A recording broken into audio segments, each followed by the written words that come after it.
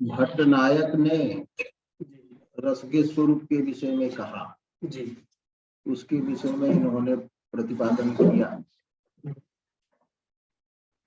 और अंत में बताया कि वो भोग जो है एक प्रतीति का ही नाम है। वो व्यापार हुआ, भोजिकत्व तो व्यापार तो अस्थाई की वो एक प्रतीति हुई, साधारणीकृत इत्यादि की वो प्रतीति हुई, अब उसको भोग दे देते हैं नाम। जैसे कि कारण के भेद से प्रतीतियों के नाम अलग अलग दिए जाते हैं। इंद्रिय जब कारण होती है तो उस प्रतीति को कह देते हैं प्रत्यक्ष। व्याप्ति ज्ञान कारण होता है तो कह देते हैं अनुमिति।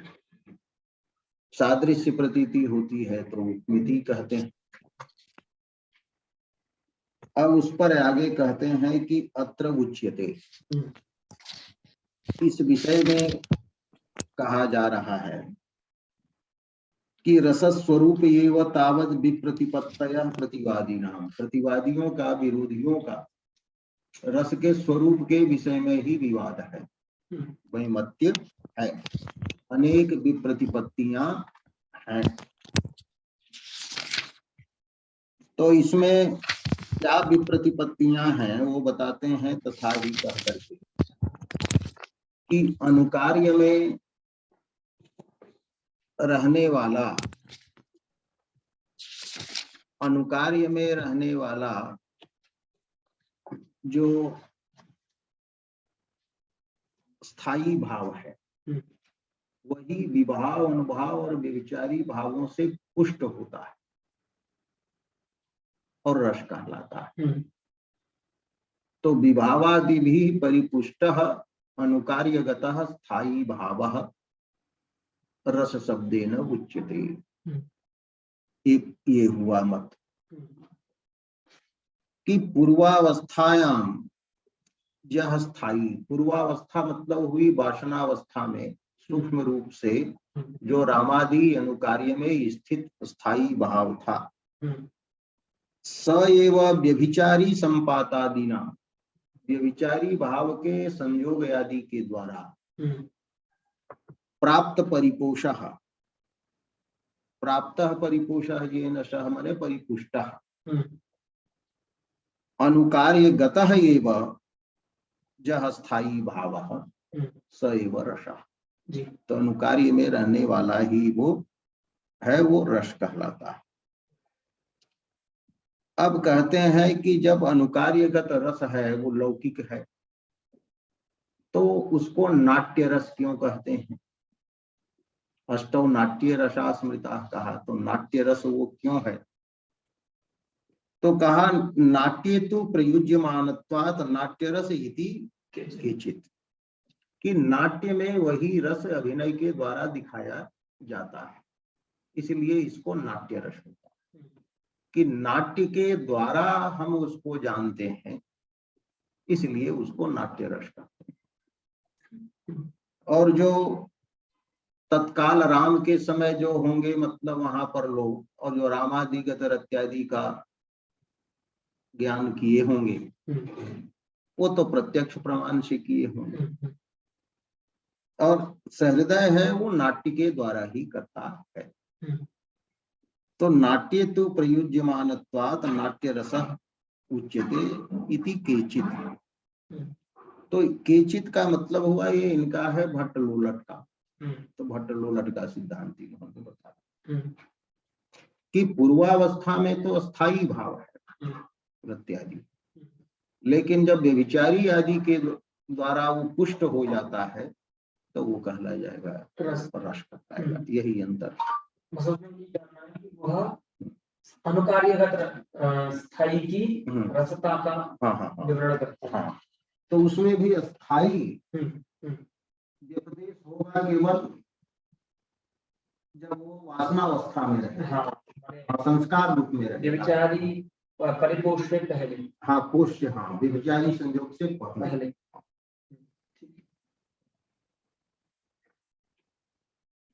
अब इसका खंडन करते हैं चित्तवृत्तियां होती हैं प्रवाह धर्मी। प्रवाह धर्मी माने कि प्रवाह के समान बहने वाली, माने स्थिर नहीं होती। तो प्रवाह वर्तते धर्म त्याशा सा प्रवाह धर्मिणी। तो प्रवाह धर्मिणी जो ये है, प्रवाह ही जिसका धर्म है। प्रवाह माने निरंतर, माने गतिशीलता, बदलते रहना, परिवर्तनशीलता। तो वैसी चित्तवृत्ति के होने पर एक चित्तवृत्ति के दूसरे चित्तवृत्ति से कैसे पोष हो सकता है? माने एक चित्तवृत्ति जब स्थिर हो तभी तो दूसरे चित्तवृत्ति उसका पोषण करेगी जी। अब किसी का शरीर रोगी का स्थिर हो तभी तो दवा जाकर के उसको पुष्ट करेगा। तो बेविचारी भी एक चित्तवृत्ति रूप है और वो बाद में आती है, तो वो आएगी तो वो पहले वाली चित्तवृत्ति रहेगी ही नहीं। सीता जी के दर्शन से उत्पन्न जो चित्तवृत्ति हुई रामा जी में, वो चित्तवृत्ति जिस समय उत्पन्न हुई तो उसके बाद में ना उत्पन्न होगी व्यभिचारी चित्तवृत्ति। तो बाद में होने वाली व्यभिचारी चित्तवृत्ति उसका उत्कर्ष कैसे कर सकती है? परिपोषण कैसे? हाँ, माने दोनों की स्थिरता होने पर ही पोषण हो, यही एक है। तो चित्तवृत्ते चित्तवृत्त्यंतरेण कह परिपोषार्थ, माने परिपोष शब्द से कह अर्थ है अत्र विवक्षिता।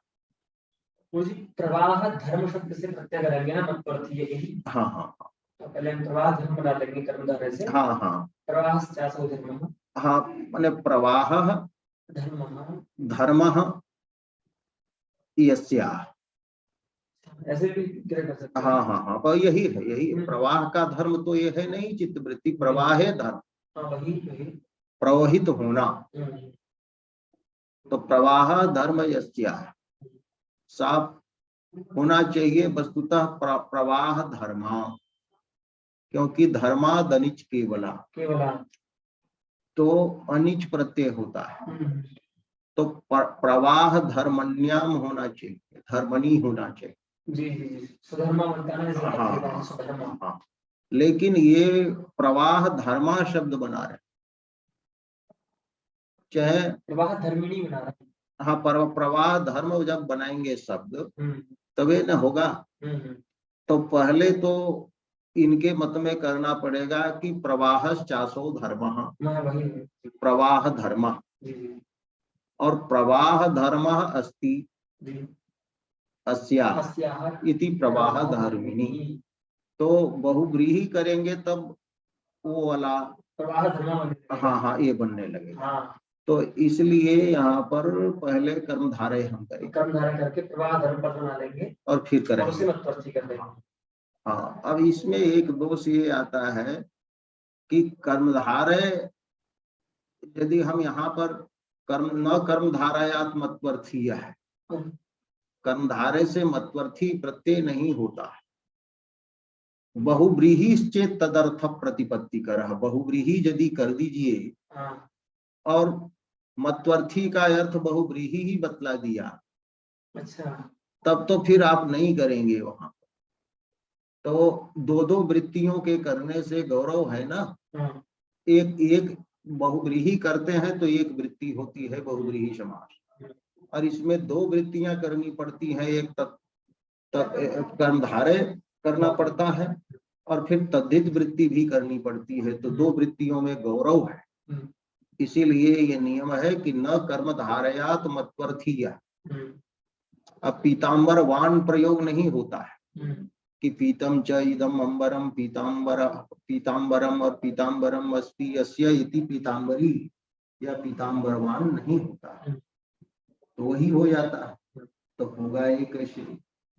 फिर तो फिर होगा कैसे? शब्द कैसे बनेगा? हाँ, तो शब्द कैसे बनेगा, ये प्रश्न है जी। तो फिर हुआ कि गौरी रमन रूपिनम लिखा है वहां पर, हाँ, नागेश कौंड भट्ट। तो वहां भी हो गया कि गौरी रमणम इव रूपम यस्य, इसी से तो गौरी रमन रूपिनम क्यों कहे। तो ऐसे स्थलों के लिए निकाला कि मत्वर्थी प्रत्यय केवल संबंध अर्थ को ही बताने के लिए नहीं होता है, कभी नित्य के अर्थ को भी बताने आता है। मत्वर्थी प्रत्यय के लिए एक कारिका है कि कौन कौन अर्थ में, भूम निंदा प्रशंसासु नित्य योगेति सायने सायने, तो नित्य योग बताना है कि प्रवाह से, प्रवाह रूप धर्म से चित्तवृत्ति का नित्य योग है। तो नित्य योग, नित्यता अर्थ जो है, नित्य योग में नित्यता का बोध जो है बहुव्रीहि नहीं करा सकते। तो वैसे नित्यता बतलानी हो, भूमता माने बहुलता बतानी हो, निंदा कर देनी हो, तो निंदा आदि अर्थ बहुव्रीहि में नहीं। तो इन अर्थों में आप कर्मधारय से भी मतपर्थीय कर सकते हैं। तो यहाँ पर ये जो है कर्मधारय करके जो मतपर्थी किए, तो यहाँ पर ये हुआ कि प्रवाह रूप धर्म नित्य है जिसका,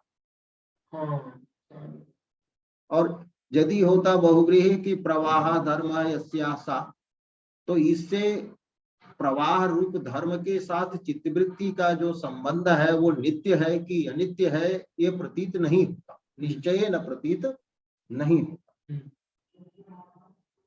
यदि प्रवाह धर्म, हाँ, प्रवाह धर्म बन।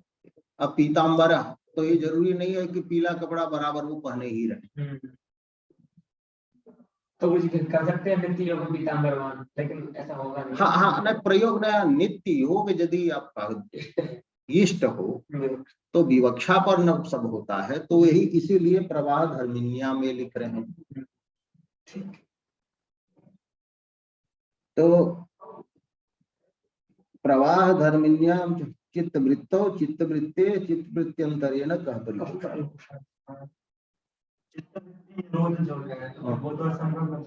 कैसे ना, वो तो योग से तो निरोध हो जाए ना, चित्त वृत्ति है ना ये, तब तो वो तो चित्त की दो अवस्था हुई, अनिरुद्धावस्था और निरुद्धावस्था। तो निरुद्धावस्था में तो वृत्तियां ही नहीं, वो चित्त जो है वो निरुद्ध हो गई सारी वृत्तियां। लेकिन जब चित्त वृत्तियां होंगी, वृत्ति होगा, उसमें व्यापार विषयाकार ग्रहण करेगा चित्त, तो वो स्थिर नहीं। चित्त वृत्ति को ना ज्ञान कहते हैं, जिस ज्ञान को क्षणिक नैयायिकों ने भी मान लिया, मतलब ये कर लिया, ज्ञान को तो क्षणिक माना ही। तो एकाग्रता जो हुई, तो एकाग्रता में भी वो चित्त की वृत्तियां बदलती रहती हैं, लेकिन विषय जो है, ध्येय जो है एक बना रहता है। एकाग्रता में निरोध नहीं होता वृत्तियों। हाँ, वृत्तियों का निरोध नहीं, विषय एक रहता है बस। नहीं, अगर चंचल मतलब स्वभाव परिवर्तन स्वभावी है तो फिर एकाग्रता नहीं होनी चाहिए ना। तो अब सात्विक वृत्ति जब होती है वो एकाग्रता होती है, वो भी वृत्ति है, तो है वो भी चंचल है, लेकिन वो एक विषय निष्ठ ये होती है। तो यानी संप्रज्ञात समाधि गुरुजी देर तक रहेगी नहीं है उसमें। और संप्रज्ञात समाधि गुरुजी, संप्रज्ञात समाधि, उसमें भी एकाग्रावस्था ही होती है के संप्रज्ञात समाधि ना वही एकाग्रावस्था। हाँ, तो एकाग्रावस्था वो जो हुई, तो एकाग्रावस्था वो जो है क्या है, चित्त वृत्ति ही है ना जी गुरुजी। चित्त भूमि ना, तो चित्त की दशा हुई उसकी, तो दशा भी तो क्या है, सब वृत्तियां भी तो चित्त की ही दशाएं हैं। सामान्य रूप से बांट दिया पांच शायद 5 मैंने चित्त भूमियां बता दिया कि 5 प्रकार की उसकी अवस्था है चित्त की जी। हाँ, तो चित्त वृत्ति जो होगी वो तो चंचल नहीं होती, तो उसको रोकने के लिए क्यों प्रयास किया जाता है कि उसको रोक देना ही योग है। फिर स्वभाव कहना कि नित्य स्वभाव है चित्त का प्रवाह, मतलब चित्त वृत्तियों का प्रवाह ही स्वभाव है। हाँ, तो स्वभाव तो है ही, निरोध नहीं होना चाहिए ना। स्वभाव इसका सामान्य है, अब योग से उसका निरोध होगा। योग के द्वारा मतलब जो है उसके द्वारा उसका निरोध होगा। जिसका स्वभाव बदल जाता है मतलब जो है दूसरे कारण से आकर के स्वभाव बदलता है। अब पानी गर्म नहीं हो जाता। नहीं, लेकिन मुझे प्रवाह धर्म होने से वो नित्य है, चित्तवृत्तियां तो नहीं कह रहे ना इसमें भी। ना चित्त वृत्ति को नित्य नहीं ना कहा नहीं कह जाता। रहे। उसका जो प्रवाह स्वभाव हाँ हाँ है, स्वभाव नित्य है। वो भी अगर चित्तवृत्ति ही नहीं रहेगी योग के मन से तो उसमें प्रवाह नहीं होगा, उसमें समस्या नहीं ना। होगी। हाँ प्रवाह, हाँ वो भी यही कह रहा है कि प्रवाह उसका जब नित्य धर्म हो गया जी तो कभी वो निरुद्ध हो जाएगा, तो प्रवाह जो स्वभाव हो गया उस समय छूट जाएगा ना। तो उस समय छूट जाए भले, उसका प्रवाह उस समय छूट जाए। जैसे हाँ। अग्नि की उष्णता हटाई नहीं जा सकती। किसकी? अग्नि की उष्णता और अग्नि दोनों में। ना उष्णता हटाई जा सकती है, एक अवस्था है उसकी, लेकिन सामान्य में ये सारे नियम है। हाँ सामान्य में ये नियम है। तो उसमें बहनित्व नहीं होगा, बहनी व्यवहार नहीं होगा उसमें दाहजनकता भी समाप्त हो जाती है। हाँ हाँ प्रहलाद जी के हम पढ़ते ही है ना, प्रहलाद प्रकरण में। हाँ हाँ तो वही, जी। तो वो शक्ति अवरुद्ध हो जाती है। बहनी की दाहकता शक्ति अवरुद्ध हो जाती है, वो लिखा है ना चंद्रकांत मणि आदि का जी, इन सब जी, के। हाँ, प्रतिबंधक हो गया। हाँ लेकिन वो शक्ति तो है, जी। उसमें है। तो चित्त का चंचल होना स्वभाव है, वो अलग है कि उसका एक योग रूप प्रतिबंधक मिल गया उसे। हाँ प्रतिबंधक के होने पर स्वभाव ही छोड़ देती है। और अवरुद्धावस्था उसकी अलग। जी। अवरुद्धावस्था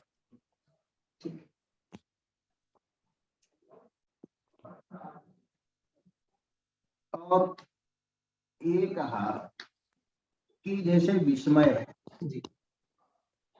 तो पहले किसी वस्तु को देखते हैं जो कभी नहीं हम देखे, तो पहले बार में आश्चर्य बहुत होता है, और बाद में फिर उसी वस्तु को दिखावे कोई तो फिर आश्चर्य होता नहीं। जी।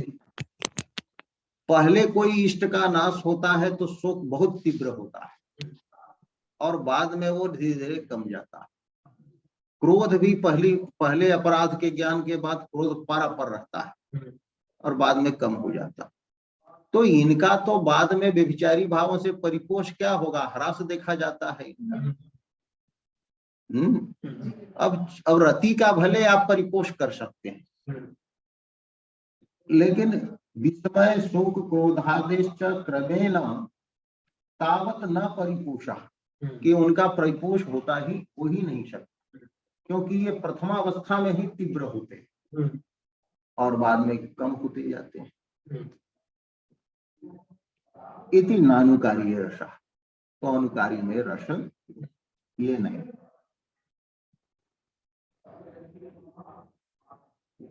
अब तो ये हो गया, उनका काट दिया मैंने, भट्ट मूलट वाला ये निराकरण कर दिया।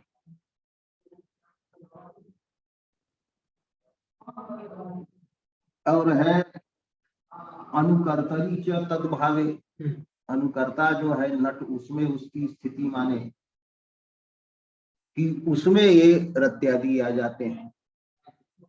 तो कहा कि रति इत्यादि जब आ जाएंगे तो वो तो प्रेम में डूब जाएगा। तो नाटक में जो लय है, गान है, ताल है, उसका अनुसरण नहीं कर पाएगा। वही जब क्रोध में मूर्छित हो जाए, तो क्रोध जब उसमें आ जाएगा तो क्रोध में बुद्धि खत्म हो जाएगी, तो अभिनय क्या कर दिखाएगा? तो अभिनय नहीं दिखा सकता। हाँ, तो कर्तरी च तस्य भावे मन रसस्य भावे लयादि अनुसरणम स्यात्, लय आदि का अनुसरण नहीं कर पाए कि किस लय में बोलना है, क्या है। तो उसका तो ध्यान रहता है कि इसके बाद इस प्रकार से इस टोन में बोलना है, ऐसे करना है, तो उसमें नहीं होगा। और फिर कहे सामाजिक गते व का चमत्कार, सामाजिक गत जो है रत्यादि रस है, तो कौन सा चमत्कार होगा? प्रत्युत करुणादो दुख प्राप्ति, करुण में तो शोक होने लगेगा, उनको भाग जाएंगे, रोने लगेंगे, तो दुख प्राप्ति हो जाएगी। तस्मान नायम पक्षा, तो ये पक्ष नहीं। तब आप एक एक लाइन करके वो निरस्त कर दिए। अभिनव भारती में तो बड़ा विशाल माने जो है विस्तृत रूप से वर्णन किया है इन्होंने। तो कस्तर ही पक्ष, तो पक्ष कौन होगा? तो कहते हैं यह आनन्त्यात् नियतस्य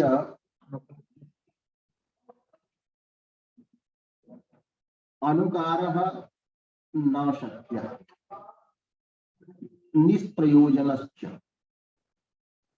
अब ये कह रहे हैं कि अवस्थाएं जो होती हैं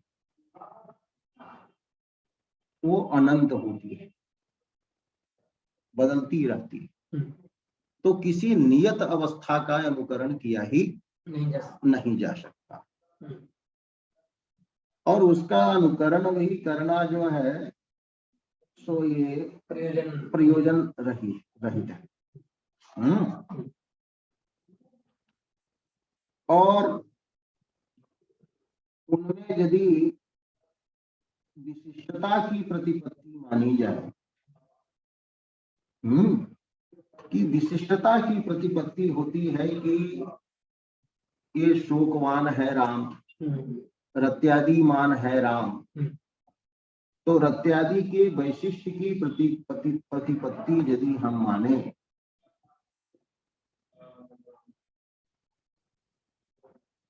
तो तटस्थता हो जाएगी। माने विशिष्टता की प्रतिपत्ति हो गई कि मतलब रत्यादि स्थायी भावों का वैशिष्ट किसी में बोधित हो, संबंध किसी में बोधित हो, कि राम में है या नट में है या सामाजिक में है, संबंध विशेष की हाँ, हो जाए। हाँ संबंध, हाँ रत्यादि की विशिष्टता की प्रतिपत्ति यदि ये मान लें तो तटस्थता होगी। तटस्थता हो जाएगी। मतलब तटस्थ शब्द दिया इसलिए लीजिए कि अनुकारी और अनुकर्ता, अनुकारी अनुकर्ता की ये रत्यादि है, तो उसके रत्यादि के ज्ञान से हमें क्या आनंद मिलेगा? वो दूसरे का धन है, दूसरे में वो कुछ हो रहा है, तो दृष्टा जो सामाजिक है उसका उससे संबंध हुआ नहीं, तो ताटस्थ की प्रतीति उसमें हो जाएगी, जो पहले भी भट्टनायक वाला में कर। हाँ, तो व्युत्पत्ति का अभाव हो जाएगा कि अरे राम थे इसलिए राम ने ऐसा काम किया, हम राम थोड़े हैं। और कहते हुए भी रहते हैं, दिखते हैं ये लोग कि राम थे, वो त्याग दिए पत्नी को, हम क्यों त्यागेंगे, हम राज्य का भोग करेंगे। वो घर त्याग दिए, राज्य त्याग दिए। तो तटस्थता की जब प्रतीति हो जाएगी कि राम माने जो जो धर्म है, राम में भी अनेक प्रकार की अनंत अवस्थाएं हैं,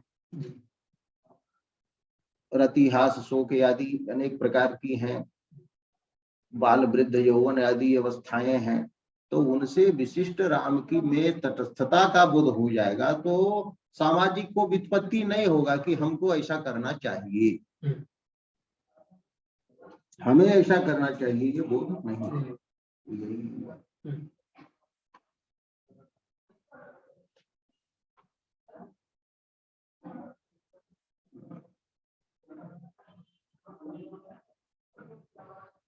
तो ये क्या भी तस्मात् अनियतावस्थात्मकम् स्थायिनम उद्दिश्य विभावानुभाव व्यभिचारी भी संयुज्यमानैः अयम रामः सुखी इति स्मृति, अयम रामः सुखी इति स्मृति विलक्षणा स्थायिनी प्रतीति गोचरतया आस्वाद रूपा प्रतिपत्ति अनुकर्त्रालंबना नाट्येक गामिनी रसा। अब यहाँ ही लंबा वाक्य लिखे कि प्रतिपत्ति प्रतिपत्ति ही रस, ज्ञान विशेष ही रस। तो प्रतिपत्ति ही रस, तो ये प्रतिपत्ति जो रस है इसका विषय कौन होगा? तो अनुकर्त्रालंबना। अनुकर्ता है, आलंबन मने यहाँ विषय जिसका, क्योंकि प्रतिपत्ति बिना विषय के होगी नहीं। तो अनुकर्त्री विषया प्रतिपत्ति जो केवल नाट्य से ही होती, नाट्यक गामिनी प्रतिपत्ति। नाट्य शब्द उपलक्षण मानेंगे मुझे, नाट्य को उपलक्षण मानेंगे क्या काव्य का? हाँ कहिए, लेकिन नाट्य की व्याख्या इन्होंने अभिनव गुप्त ने की है। नाट्य का मतलब ही होता है काव्य। हाँ, और उसमें भी नाट्य माने अंतिम में दिए कि नाट्य का मतलब है रस, कि नट के द्वारा प्रकाशित होता है, तो इसलिए नाट्य है रस। तो इसलिए लिखा कि अष्टौ नाट्य रसास्मृता का मतलब है कि नाट्य हुआ एक अंगी रस, और अंगी रस में ये सब रस जो होते हैं वो यंग रूप से होते हैं। तो एक यंगी होगा और 8 जो है सो अंग रूप में प्रतीत होंगे। नाट्य काव्य को भी कह, लेकिन यहाँ अभिनय की बात लेकर चल रही है, इसलिए नाट्य के गामिनी नाट्य से ये भी ले सकते हैं, क्योंकि अनुकर्ता का बाकी बात आ गई है ना। और श्रव्य काव्य में भी अनुकर्ता होता है, कि जो काव्य पाठक होता है, जो काव्य का पढ़कर आपको सुना रहा है। तब कालिदास का काव्य है, वो कोई पढ़कर सुना रहा है, तो वो भी अनुकर्ता है, कालिदास के भावों का अनुकरण करके उसी प्रकार से सुना रहा है। स्वयं पढ़ रहे हो तो के अगर आप स्वयं पढ़ रहे हैं तब अनुकर्ता कौन होगा? नहीं, तो वहां कोई अनुकर्ता का आक्षेप कर लीजिए कि कालिदास ही हमको कह रहे हैं, या कोई है राम व्यक्ति ही है वैसा, तो वैसा होगा। तो नाट्यक गामिनी ये प्रतीति है, और वो प्रतिपत्ति होती है आस्वाद में। उसका आस्वाद मतलब कि जैसे बार बार किसी चीज का हम आस्वाद का भी मतलब क्या है? एक ज्ञान ही है, रसनेन्द्रिय जन्य ज्ञान को ही कहते हैं आस्वाद। तो रसनेन्द्रिय ज्ञान जन्य आनंददायी जैसे होता है, तैसे ये भी ये मन से बार बार आस्वादित होता है। तो इसलिए आस्वाद रूप इसको कहते हैं कि ये प्रतिपत्ति बार बार होती है। तो आस्वाद रूपा प्रतिपत्ति ही, ये आस्वाद रूपा प्रतिपत्ति क्यों होती है? तो स्थायी प्रतीति गोचरतया, कि स्थायी भाव इसका विषय बनता है। माने नट में होता है, प्रतीति होती है कि ये अमुक स्थायी भाव वाला ये है नट। तो वहां पर जो प्रतिपत्ति हो रही है, उस प्रतिपत्ति का मतलब विषय स्थायी भाव भी है, और स्थायी भाव से विशिष्ट जो नट है वो नट भी है। तो इस ऐसे कहेंगे इधर की दृष्टि से, तो प्रतिपत्ति की विषयता है, विशेषता रूपा विषयता है अनुकर्ता में। अब प्रकारता रूपा जो है सो माने स्थायी भाव में है, वो धर्म में है। तो अयम माने स्थायी भाववान अयम, तो इसमें स्थायी भाव जो है विशेषण, तो विशेषणगत प्रतीति उत्कट रूप से होती है। तो वो अस्थायी प्रतीति गोचरतया आस्वाद रूपा, कि ये जो प्रतिपत्ति होगी तो अस्थायी भाव में गोचरता उसको की अधिक होगी। माने स्थायी भाव जो है वो उत्कट रूप से उसमें प्रतीत होता है। तो स्थायिनी माने स्थायी विषय प्रतीति गोचरतया, आस्वाद रूपा क्यों कहा उसको कि स्थायी भाव का आस्वाद होता है, बार बार भावना होती है, तो विषय भावनीय है, इसलिए ये भी उसकी भावना जो हुई वो आस्वाद रूप हुई। और ये प्रतिपत्ति जिसको रस कहते हैं, ये स्मृति विलक्षणा, ये स्मृति से विलक्षण है। माने स्मृति इसको नहीं कहें, क्योंकि ऐसी स्मृति राम की आपको पहले हुई ही नहीं, अनुभव नहीं। तो ये प्रतीति क्या है? प्रतीति का आकार देते हैं कि अयम राम सुखी ही, कि ये राम सुखी है। ये बने शंकु का मत बतलाना चाह रहे हैं। तो अयम राम ये प्रतीति होती है। तो ये प्रतीति जो है अयम राम सुखी, सुखवान मने स्थायी भाव, मने रतिमान कहिए यहाँ, तो रतिमान।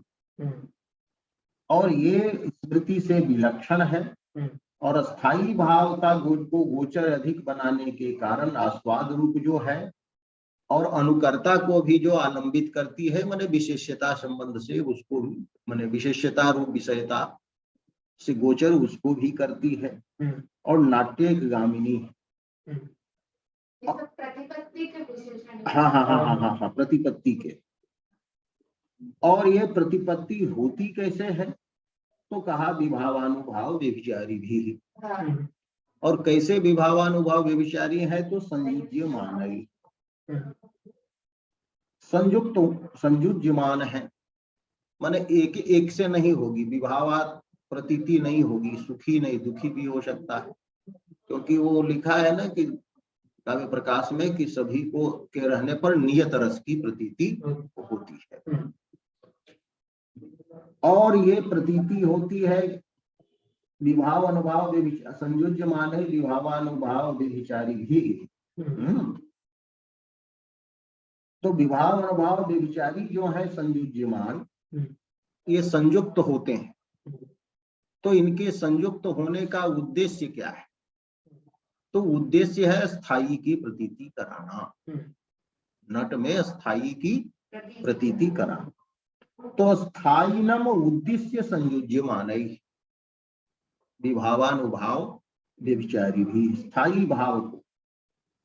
और जो स्थायी भाव जो है अनियत अवस्था वाला है, अनेक प्रकार की अवस्थाओं में वो स्थायी भाव होगा, माने देश काल के भेद से उसमें अनेक भेद हो सकते हैं। माने अब जो है विवाह काल की रति, फिर गृहस्थाश्रम की रति, वृद्धावस्था की रति, तो अवस्था के भेद से उसको भी भेद मानेंगे नर इत्यादि में। तो उसकी भी अनियत अवस्था है कि किस काल की रति है। तो अनियत अवस्थात्मक, अनियता अवस्था, अनियता है अवस्था आत्मा यस्य, तादृशम स्थायिनम प्रत्यायितुम उद्दिश्य संयुज्यमानै विभावानुभाव व्यभिचारी भी कहेंगे। अब ले लीजिए, ये तृतीया है, तृतीया से ले लीजिए, कोई ले लीजिए जनकत्व, ले लीजिए जन्या, उससे जन्य जो प्रतिपत्ति है, तो संयुज्यमान विभावानुभाव व्यभिचारी भी जन्या ले लीजिए, हाँ जन्या प्रतिपत्ति। और राम अयम राम सुखी इति स्मृति विलक्षणा प्रतीति, और आस्वाद रूपा प्रतीति। तत्र आस्वाद रूपत्वे किम कारणम? तो स्थायिनी प्रतीति गोचरतया। और नाट्यक गामिनी सा रस, तो वो प्रतिपत्ति रस है।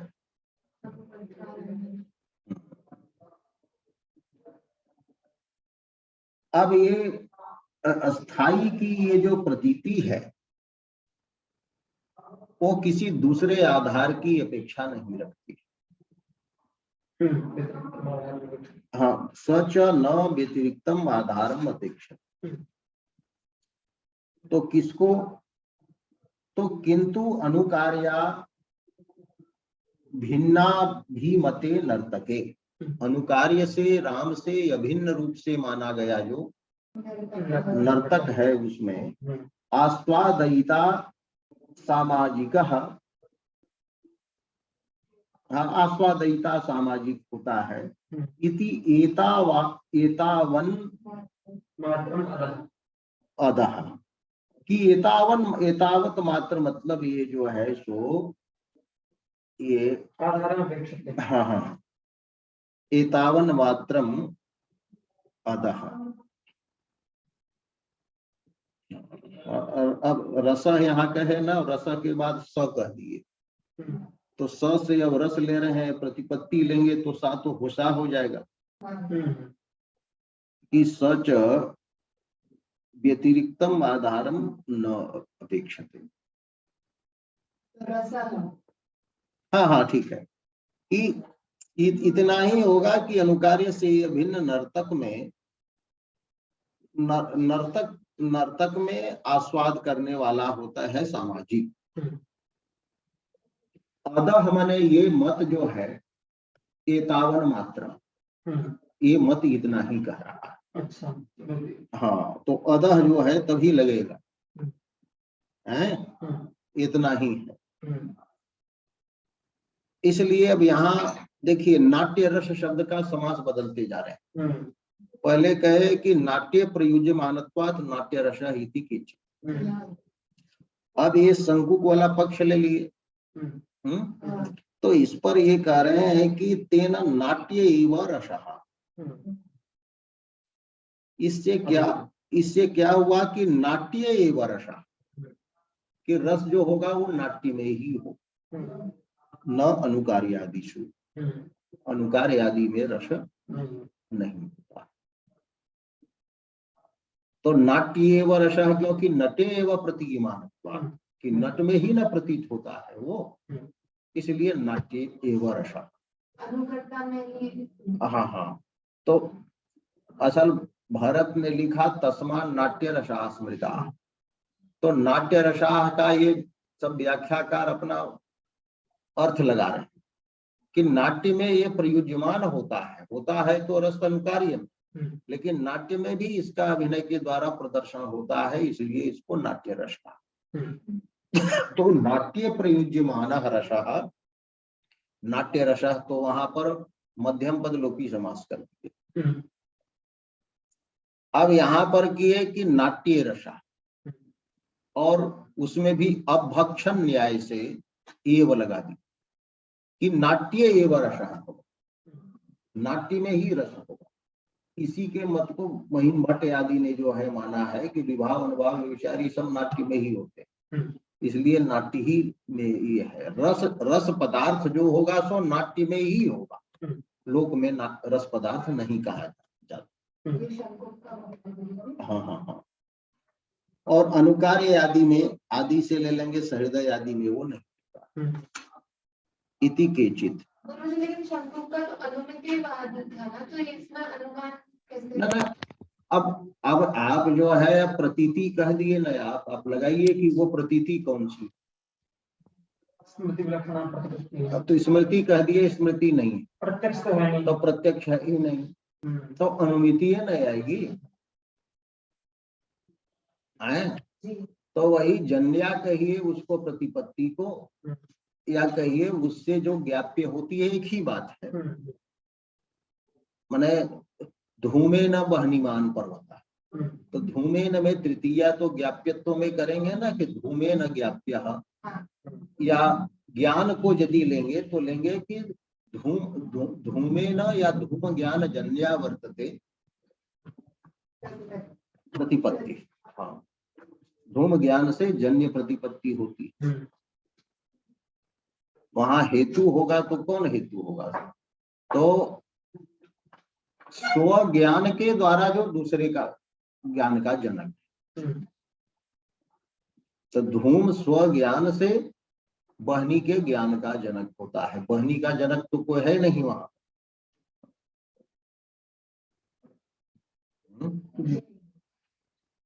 क्या आप चिंतित हो गए कुछ क्या? नहीं ना फोन हो रहा है आपका? नहीं, वो तो घर से आया था गुरुजी, जरूरी जानकारी लेना पड़ा। ना ठीक है ये वो सोच रहा था मैं कुछ इसमें कुछ। हाँ बोलिए। गुरुजी यहाँ कार्यादिषु इति केचित्, यहाँ पर बताया है गुरुजी नानु कार्यादिषु इति केचित्, तो अनुकार्य रामादि और आदि पद से सहृदय भी ले लेंगे गुरुजी। तो न तो राम में होता है न सहृदय इत्यादि में होता है, अनुकर्ता में रस होता है, नट में ही प्रतिमान होता है यही। जी। पर गुरुजी काव्य प्रकाश में तो इनका शंकुक का मत है, वहां पर यह भी बताया है ना गुरुजी कि तत्र असन्नपि सामाजिका नाम वासनया चर्व्यमाणो रसः, कि मुख्यतः होता तो नट में है किंतु सामाजिक में भी हो जाता है। न सामाजिकेषु प्रतीयमानः नहीं कहा है वो आप बोल रहे हैं उसका काव्य प्रकाश का गुरुजी। न काव्य प्रकाश की पंक्ति जो है बोल रहे हैं, ये है कि नट में वो नहीं होता है लेकिन फिर भी वो प्रतीयमान होता है। जी, नाट्य अनुमीयमानः तत्र असन्नपि सामाजिकानां वासनया चर्व्यमाणो रसः। हाँ, तो सामाजिका नाम वासनया चर्व्यमाना, लेकिन वो है कहाँ? है तो नट में गुरुजी। हाँ, तो नट में, वही तो कहा जी। कि वहां है वो नहीं, लेकिन सामाजिक लोग अपनी वासना से समझ लेते हैं कि वो नट में है इत्यादि। तो अपनी वासना तो लगानी होगी। तो अनुकर्ता में वो है, तो मैंने वहां पर क्या संदेह हुआ सो नहीं? वहां पर गुरुजी मैं ये समझ रहा था कि काव्य प्रकाशकार ने ये बताया है कि नट में तो होता ही है, लेकिन जो सामाजिक होते हैं तो वो भावना करते हैं तो उनमें भी हो जाता है, ऐसा मैंने समझा। ना सो नहीं, वो हुआ कि जैसे कि दुर्योधन दुष्ट है तो वो उसकी दृष्टि में युधिष्ठिर में भी दुष्टता की प्रतीति होती है। तैसे सामाजिकों की वासना से नट में भी तो यद्यपि वो है नहीं, वहां युधिष्ठिर में दुष्टता है नहीं, लेकिन अपनी वासना से चर्व्यमान होता है, वो ज्ञायमान होता है, प्रतीयमान होता है। हाँ, जैसे कि सर्प में, रज्जु में सर्प है नहीं, लेकिन दृष्टा की वासना से वह वहां सर्प प्रतीत होता है।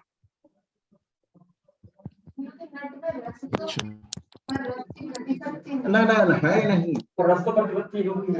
हाँ, प्रतिपत्ति तो बराबर सबकी नट हो रही है इसी को, सामाजिक को। हाँ, तो वहां है कि प्रतीयमान जो है वो होगा नट में। जी।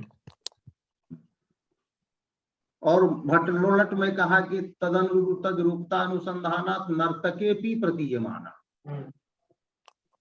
वो भी नर्तक में सत्ता नहीं है लेकिन उनके रूप धारण करने से उसमें प्रतीत होता है। पर भी वस्तुस्थिति अनुकार्य में ही है। हाँ वो है, और ये अनुकार्य की में सत्ता नहीं मान। तो ये कहिए प्रातिभाषिक सत्ता है रस कि प्रतिभास काल में ही मने नट में वो है। भट्टलोलट की वास्तविक सत्ता होने पर क्योंकि ताटस्थ्य हो जाता है सामाजिक का, इसलिए नहीं मान सकते। हाँ, तो अब ये जो है ये आगे फिर कहेंगे, ये बात आभास वाली जो बात आ रही है ना, वो कह रहे हैं कि अन्य तो कहते हैं अनुकर्तरी यह स्थायी अवभाष है। अब देखिए स्थायी का अवभाष है, स्थायी तो रामादि में है। हाँ, स्थायी है ही नहीं उसमें, तो वही सामाजिका नाम वासना से अवभाष हो रहा है। तो अनुकर्तरी जह स्थायी भाषा, स्थायी अवभाषा भाष, तो स्थायी का जो अवभाष हुआ, ज्ञान हुआ, वो किससे हुआ? अभिनयादि सामग्र्यादि कृतः। अभिनय आदि की जो समग्रता है उसका सामग्री आदि से किया गया है। आदिपद से लेंगे सारदा की आशा। हाँ हाँ हाँ, तो अभिनयादि सामग्र्यादि कृत है। और वो अवभाष क्या है? वास्तविक है, अवमतः भाषा है, अवभाषा है, वास्तविक नहीं है।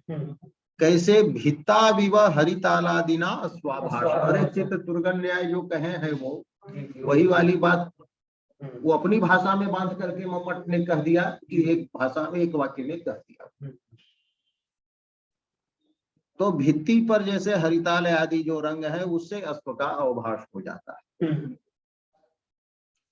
और स एव लोकातीततया, वह लोकातीत है, वो लोकोत्तर है, इसीलिए उसका दूसरा नाम आस्वाद है। वही अवभाष का नाम है आस्वाद।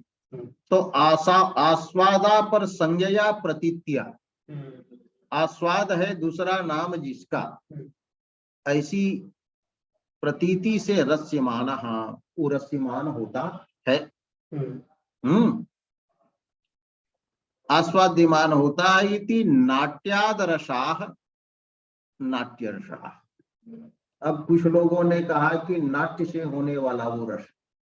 अच्छा, तो नाट्याद रसाः नाट्य रसा, ये अनेक व्याख्या देते हैं यहाँ पर। जो पंडित राज जगन्नाथ ने जो है दिया है 11 मत, तो इसके बहुत मत यहीं पर मिल जाएंगे। तो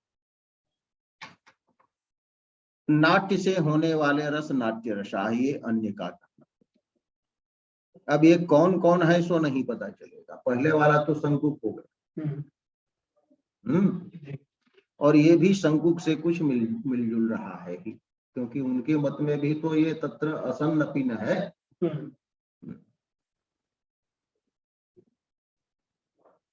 और अपरे पुनः विभावानुभाव मात्रमेव विशिष्ट सामग्र्या समर्प्यमानम विभावनीयानुभावनीय स्थायी रूप चित्त वृत्त्युचित वासनानुशक्तम स्वनिर्वृत्ति चर्वणा विशिष्टमेव रस। हाँ, अब ये कह दिए इनका रस दूसरा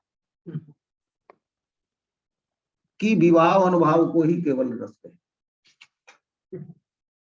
विवाह अनुभाव मात्रम रस इवर रस। वो कैसा विभाव अनुभाव? तो विभाव मने हुआ कि सीता आदि जो है, शकुंतला आदि, उनके अनुभाव जो हुए, मतलब रोमांच आदि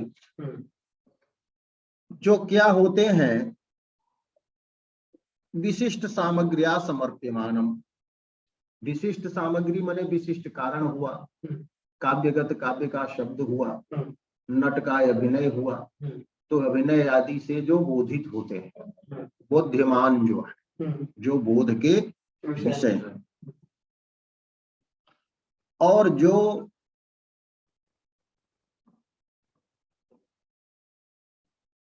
विभावनीय और अनुभावनीय जो है स्थायी रूप चित्त वृत्ति, स्थायी रूप चित्त वृत्ति जो हुई वह हुई विभावनीय। क्योंकि विभाव है ना, तो विभाव विभावित किसको करेगा? ज्ञान किसका कराएगा? स्थायी की। अनुभाव जो है सो अनुभव कराएगा उसका। तो विभावनीय और अनुभावनीय जो स्थायी रूप जो चित्त वृत्ति है, उस चित्त वृत्ति की उचित जो वासना होगी, तो उचित यहाँ पद इसलिए दिया कि विभाव जैसा होगा वैसी चित्तवृत्ति होगी। व्याघ्रादि विभाव होंगे तो वहां पर उसके उचित चित्तवृत्ति भय हो जाएगी। सीता आदि होंगे तो होंगे वो माने रत्यादि चित्त होगी चित्त वृत्ति, हाँ उचित चित्त वृत्ति। तो उस चित्त वृत्ति की जो वासना है, संस्कार, उस संस्कार से संबद्ध, माने उस संस्कार से संबंध रखने वाला और स्वनिर्वृत्ति रूप, माने स्व में निर्वृत्ति माने आत्मानंद रूप, स्वात्मानंद रूपा जा वर्तते चर्वणा, उससे जो विशिष्ट है, माने उस चर्वणा का जो विषय है विभाव अनुभाव, तो उस विभाव अनुभाव को हम कहेंगे रस। तो कहने का मतलब विभाव अनुभाव ही रस है। और उनकी विशेषता बताई कि उनको रस इसलिए कहा जाता है कि यदि प्रत्यक्ष प्रमाण से यदि रहते तो उनको रस नहीं कहा जाता। ये विशिष्ट सामग्री के द्वारा, मतलब जो है अभिनय आदि के द्वारा ये बोधित होते हैं, ये अभिनय आदि के द्वारा बोधित होते हैं। और उनके जो समुचित चित्त वृत्ति है, अस्थाई भाव है, तो उसकी स्थायी तो समुचित चित्त वृत्ति जो होगी उसकी वासना रहेगी, तो उस वासना से विशिष्ट जो है तो वो उन्हीं को रस कहें। तो अब नाट्य रसा का विवरण दे दिया कि नाट्यम एव रसा, कि नाट्य में क्या दिखाया जाता है, विभाव और अनुभाव। तो नाट्य ही रस है, माने नट के द्वारा जो प्रदर्श्यमान है, तो नट के द्वारा विभाव और अनुभाव ही दिखाए जाते हैं, और क्या दिखाएंगे वो। तो फिर यहाँ पर तो रस की प्रतीति रूपता नहीं सिद्ध हुई ना, ज्ञान रूपता सिद्ध नहीं हुई रस की ना, क्योंकि विभाव अनुभाव अनुभाव ज्ञान रूप नहीं है। हाँ तो ज्ञान रूप मत हो, मैं वही कह रहा हूँ, तो यहाँ पर तो ज्ञान रूप नहीं होगी। हाँ तो और दूसरी बात, उस प्रकार के ज्ञान को विशेषण ला रहे हैं यहाँ पर। ना वो मत हो, लेकिन उनका भी मत है। मुझे पता नहीं, समझ में तो आता नहीं ऐसी प्रतीति होती किसको, इस प्रकार से प्रतीति किसकी होती है ना है। आप ऐसे देखिए, नहीं बोलती, क्योंकि ज्ञान की विशेषता तो समझ में आती है, ज्ञान की जो ज्ञान में यदि विशेषण बने ना, विभावानुभाव आदि, ना ये जो हुआ समर्प्यमान का क्या मतलब हुआ, बुद्धिमान हुआ ना जी, तो ये क्या नहीं हुआ कि ज्ञान का विषय नहीं, ये तो ठीक है, लेकिन ज्ञान को रस नहीं मान रहे हैं, ज्ञान को तो रस ये भी नहीं मान रहे हैं अभिनव गुप्त भी। प्रतिपत्ति बोल रहे हैं, प्रतिपत्ति ना प्रतिपत्ति हो अपना मत नहीं बताया है, प्रतिपत्ति कर रहे हैं शंकुक वाला, शंकुक की जो प्रतीति है,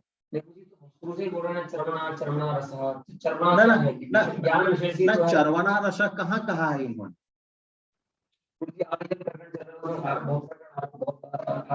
नहीं चरवना को रस नहीं कह रहे हैं, कहीं कह देते हैं तो लक्षणा से कह देते हैं, चरवना का विषय स्थाई, स्थाई सब चिल्लाते आ रहे हैं।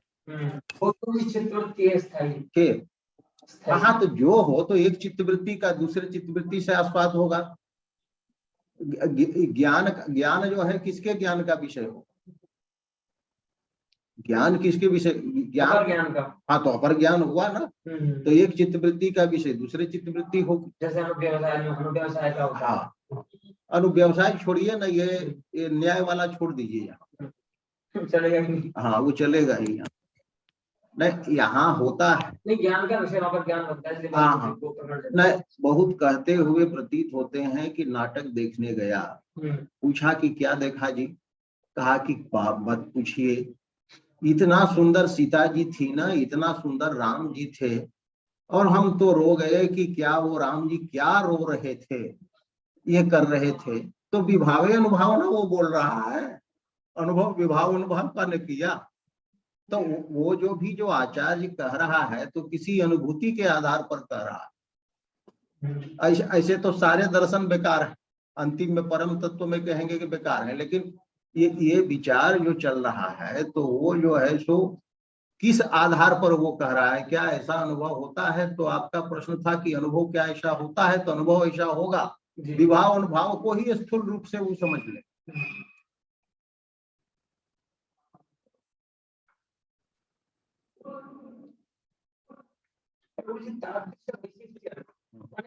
आत्मानंद रूप जो चरणा है उसका वैशिष्ट विभावादि में लेकर के आना थोड़ा सा अजीब लग रहा है। ना हाँ, तो विपरीत हुआ ना। हाँ, आनंद का विषय जो है उसको रस हम कर रहे हैं, या आप आनंदे को रस कर रहे हैं, तो यही सुनते आ रहे थे अब तक। ना आनंद अब तक नहीं सुनते आ रहे हैं। वो पंडित राय वाला संस्कार है, इसलिए आनंद को ही रस रस करते आ रहे हैं।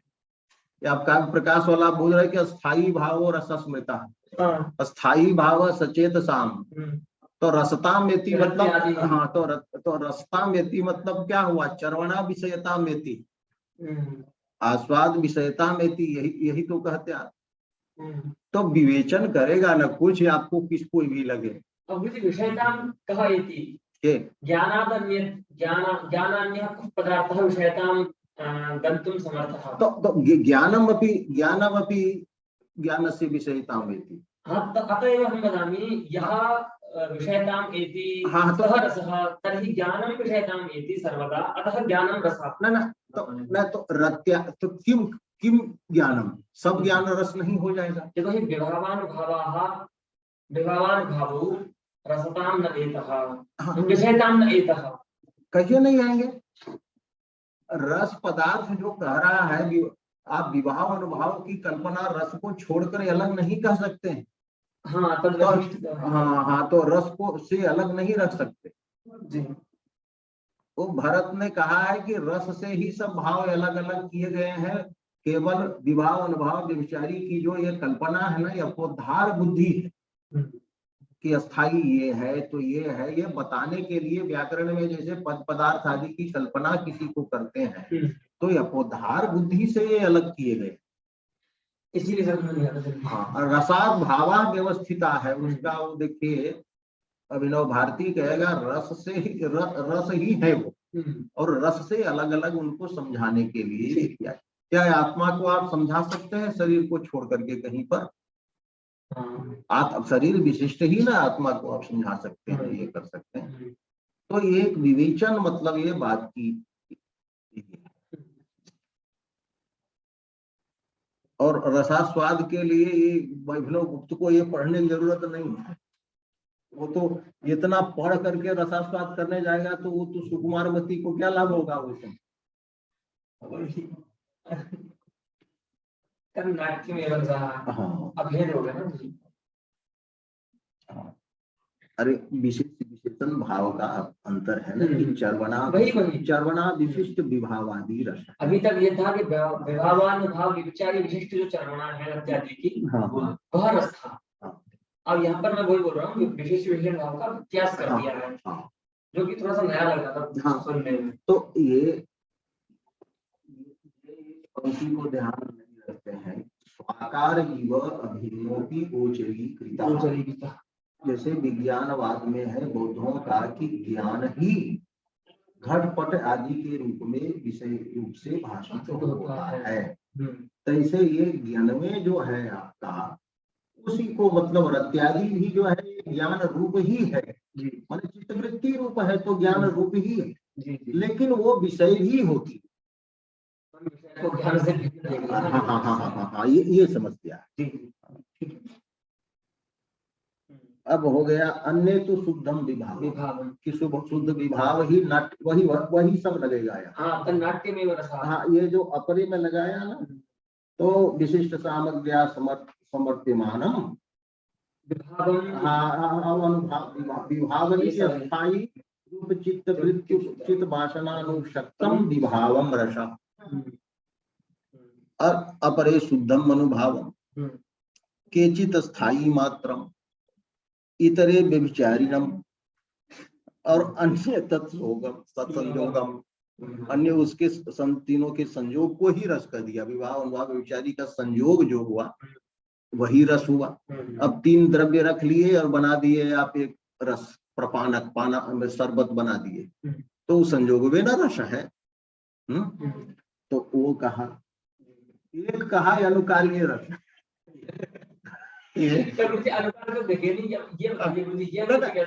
अनुकार्य का राम का ज्ञान यदि नहीं हो रहा है आपको, तो इतना मंदिर काहे के लिए बनाया जा रहा है? अनुकार्य को देखा नहीं कोई, लेकिन राम को तो कहेगा राम है, तो ये कौन ज्ञान हुआ? प्रत्यक्ष नहीं हुआ। लेकिन कोई वो शब्द आगम बने जो है शब्द प्रमाण हुआ, गुरुजी दर्शन नहीं पढ़ना चाहिए चाहते हो लोक परंपरा। ये गुरुजी दर्शन पढ़ लेते हैं बड़ा गुरुजी भट्ट लोल्लट अनुकार्य में ही तो मानते हैं रस। ये अनुकार्य मात्रम बोल रहे हैं, अनुकार्य में नहीं, अनुकार्य मात्रम।